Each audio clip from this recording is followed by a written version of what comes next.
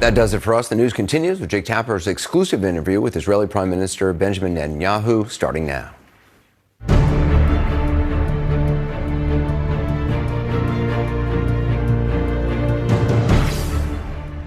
I'm Jake Tapper, live in Jerusalem, and welcome to a CNN exclusive report tonight. The eyes of the world once again upon the Middle East at the end of the bloodiest month for Israel and the West Bank in years. Israeli Prime Minister Netanyahu choosing now to sit down with CNN for an exclusive interview, his first televised interview since returning to power.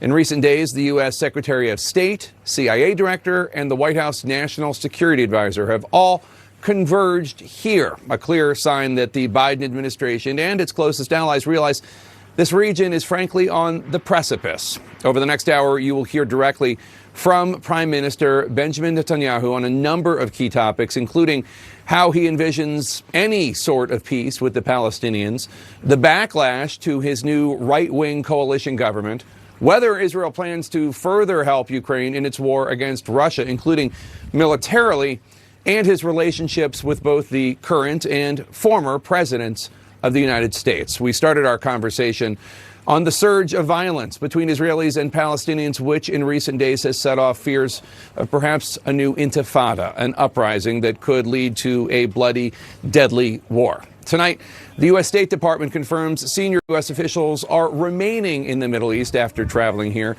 to try to help Israel and the Palestinian Authority, quote, lower the temperature.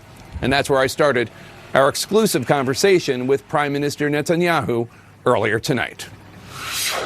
Prime Minister Netanyahu, thank you so much for joining us. My pleasure. Welcome. So, Wait a minute. I have to tell you something before I go into this. You're from Philadelphia. I am from Philadelphia. I spent some years in Philadelphia. I know, in Overbrook. Now, I don't want to intervene in your football politics, but I understand that the Eagles made it to the Super Bowl. We did make it to the Super Bowl. I offer you my personal congratulations. Now ask me anything you want.